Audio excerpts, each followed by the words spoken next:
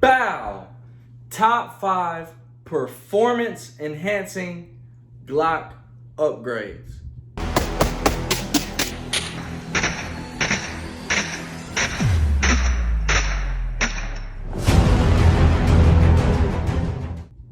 This was definitely a hard list for me to choose from. Not necessarily the top 5, but definitely like the order that I had each of the 5 in. And there was a couple, runner-ups and that didn't really make the top 5 in the list, but I believe that my 5 is definitely a solid top 5. I think that there won't be too many people that disagree with me for at least the majority of them.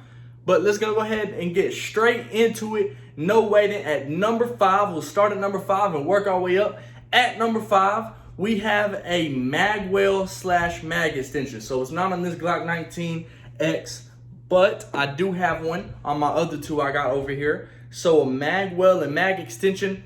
I put them tied at number 5 because I couldn't really choose which one was better. When it comes to straight performance, strictly, the Magwell definitely would take the cake, but however, the mag extension also plays a big role in adding +5, +4, +5, sometimes even +6, and that can definitely be useful, very, very useful in a lot of situations. So we have a Magwell mag extension, both of them at number 5. The reason that I put this at number 5, performance enhancing, definitely your reloads with the Magwell are 5 times as smooth than with that one. So I have no Magwell on this 19X, and then I have one on this 19, and look, let me take the mags out so that you guys can see the difference in size. Look at the difference in size. So that's what you're trying to put the mag in. This back part obviously does not matter. Just to clear it up for those of you who don't know or might be new into guns, this back part doesn't matter. So look at the difference and trying to put your mag into this and something into this. And so this is a small Magwell. This is like a carry size Magwell, something that's still concealable. They have huge like competition style ones that stick out like this wide, like they're huge and just impossible to miss.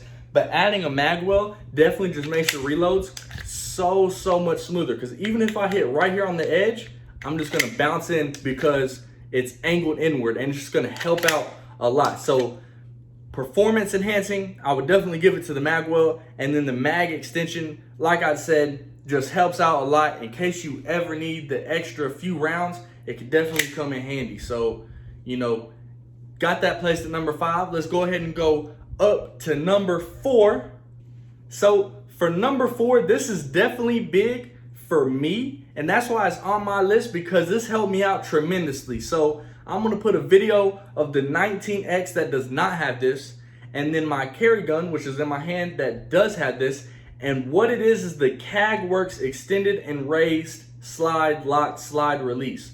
This helped me out tremendously. I can't tell you guys how much this helped me out. I used to have so many problems whenever I was shooting the gun. When the gun would come up and recoil back down, the support hand would still stay still, so it would push up that slide lock, and in the middle of my string of fire, it would stop the slide mid string of fire. And that's definitely something you can't have in a self-defense scenario, or really even at the range. It's just no fun to having to keep pushing your slide forward, So having this CAGWorks, especially on my carry gun, just lets me know, it gives me that reassurance that I know my slide's not going to lock up on me. And I've still gotten so used to it. It's actually more natural for my thumb to just come up and hit this instead of coming all the way down here. It's easier, and just, at least for me, it's more natural, but it's helped me out so much. People who have a more aggressive support hand, instead of being back here, more aggressively rolled forward like I do, and I know a lot of people that watch my videos, they have the same thing. It definitely helps out a lot with that slide lock not coming back. So for those of you who don't know, it's called the CAGWorks, KAGWERKS. I'm like 90% sure. I can put a link to it down in the description. It's like $40, $50, and it has helped me out more than anything. So I got it at number 4 because it's not something that crazily enhances the performance, but more like makes it just a little bit more reliable. And it's hard to make a Glock more reliable, but I definitely found a way with this, especially for me. Going into number 3. Number 3 is not so much just performance, but I put it on the list because I feel like every self-defense gun should have a flashlight, 100%. If someone breaks into your home at night and you have to use if you have to use your gun to defend your life or your family, whatever the case may be, you need to be able to see what you're shooting. You can use this in your favor to blind, whoever you need to defend yourself from, and just to see in general. When it's super dark, you want to have to go through worrying about turning on each light so you can see in the room and make sure they're not hiding or whatever. Or even if it's not in your house, even if you're just outside at nighttime for a night out, or it's just dark and you're walking downtown with your family, whatever the case may be, you need to be able to see. So I had this on here because I feel like it's definitely a must for every gun, every self-defense gun, for sure. And it helps performance-wise because it adds just a little more overall weight to the gun. And everybody knows overall weight added to the gun is gonna make your felt recoil just a little bit less. And even something like this little laser right here adds just a little bit of weight to the front, so it helps reduce that muzzle flip just a little bit because it is more weight. So this is just a double laser, a very, very cheap double laser. I did a review on it. You guys can go watch. One, I think it makes the gun look better, but it also plays a very, very, very important role in making sure you can see what you are aiming at and use it in case you ever need to. Yeah, I got that at number 3. I was thinking about even putting that higher on the list, but my number 1 and number 2, they just couldn't be passed up. For number 2, and some people might argue with me on this one, my decision between number 1 and number 2, I had this at number 2 because I feel like the OEM Glock trigger, it is terrible, but it does the job. It's not gonna fail on you, just like a Glock. It's not gonna fail. It gets the job done, but it can be better. The OEM Glock trigger, just like what I have at number 1, are not the best. They're definitely known for not being the best. But so at number 2, if you couldn't already tell, I'm gonna have trigger. And right now we are clear, nothing in the mag. I do have my favorite trigger right here. This is the Overwatch trigger in this tan color that goes perfectly with the 19X. Tell me that just doesn't go perfect. This is a dark tan to match this. This is a light tan to match the slide. Let me try to get the lighting right so you guys can really see. That just goes perfect with the gun. I feel like this is probably the best trigger that you can have for this gun. It goes amazing with it. And this is not my favorite trigger because it looks, because really I don't care what the trigger looks like as long as it performs. This is the most crisp trigger. See, very short take up, but this is the most crisp trigger that I have by far. And the only reason it's not on my carry gun is because I don't want to transfer this over to my carry gun. I am looking to get an Overwatch precision trigger for my carry gun and trying to transfer over, but my shots just feel more accurate and my resets feel a little bit more quicker and not as easy to drop whenever I'm using this trigger. So I'm gonna show you guys this trigger, and I also have another video of all of my triggers that I'll put up on the screen after this. But I just love this trigger. It's so crisp, and that's what I like for a self-defense gun. So I also have a Timney trigger over here, and let me show you guys it. Clear? So the Timney trigger, shorter take up, but only a 2-pound pull, even shorter reset, crazy good take up and reset, and only I believe it's a 3-pound. I'm sorry, let me correct myself. It's a 3-pound pull, and so it is very, very light. The reason that the Overwatch is my favorite, especially for something like a self-defense, is not only is this Overwatch trigger light and very crisp, it's got a very defined wall. So for being this light of a trigger, the wall, like I can tell, boom, I'm not gonna accidentally pull through that. It's a very, very, very defined wall. And even though there's not very much take up after the wall, once you get to that wall, you can definitely tell I'm at the wall. And that's why I like this trigger so much. Also, the reset on this is a little bit forced, and there are also some things you can do to modify to get an even more forced reset.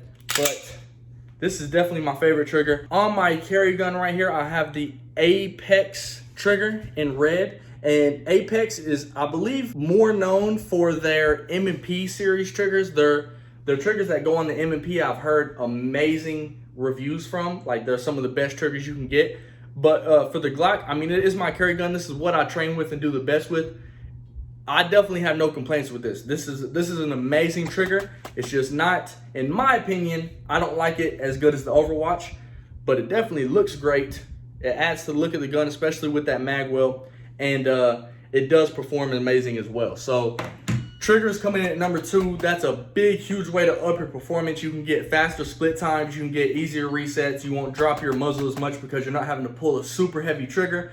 But play with those with caution whenever you get into self-defense scenarios. I'm not going to give any advice or anything, but just be careful whenever you go into that field of, putting too light of a trigger, or, do your research before you do anything to your trigger. But everything that I just showed you guys right there, I definitely recommend. I think they're a great trigger. So let's go ahead and go into number 1, what you guys have been waiting for. And if you couldn't tell from what I was just saying about the OEM version being trash, I have it split 2 things, but they're kind of the same thing. So a red dot and iron sights.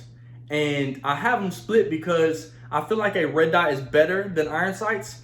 But if you have a red dot, you definitely need to have some upgraded tall suppressor height iron sights, preferably glow in the dark, to go with it. I believe they go hand in hand. So I couldn't really put one or the other or separate the two, because there's some people that don't like red dots. There's arguments on, it's faster to find your sight picture, or it's slower, or from close away it's easier, far, whatever the case may be.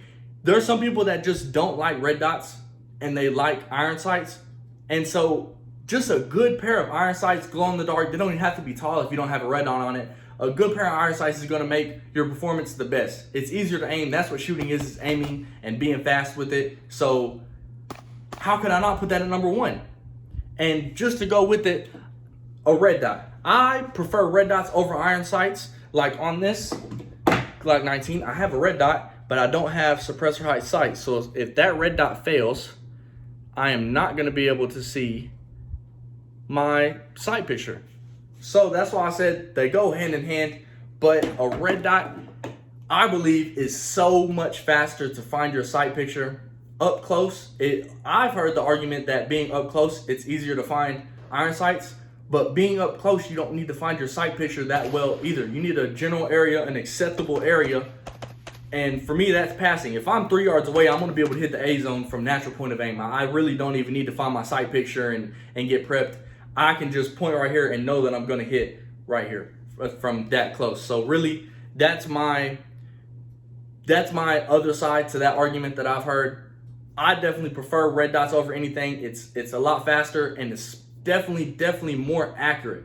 100%, a red dot is way more accurate, especially from distance. If you're at 25 yards away and you have a red dot, you're going to be more accurate than the guy with iron sights, as long as they have the both amount of training and experience and everything. A red dot is definitely going to be so much better and faster and more accurate than iron sights. So I got that taken to number 1 if I had to choose, but I believe that they should go hand in hand, and you should always have some backup iron sights just in case that red dot fails. So let me know what you guys think about the list. I'm going to do another top 5 list of maybe aesthetic upgrades or overall upgrades to do. I'm going to try to break this off into a 2 or 3 part series of upgrades that I like to do to my Glock, because I believe that Glocks are the best. Maybe they might be the easiest, but definitely the best blank canvas to just customize and do whatever you want to. There's so many different options, and it's so easy to do, and most parts are affordable. You can definitely go into some high price stuff, but I believe you can take a Glock and turn it into whatever you want to, and it still be perfect, almost. So let me know what else you guys want to see. Make sure you guys like, comment, subscribe. If you watched all the way through, I want to thank you guys so much. You guys mean a lot to me. For people who watched all the way through, this is a 15-minute video. It definitely helps me out a lot, guys. I'm trying to tell you, you guys watching this whole thing through. I'm trying to start posting more if you guys can't tell. Let me know what you guys want to see. Interact with me down here in the comments. I love you guys. I'll talk to y'all later. Bye.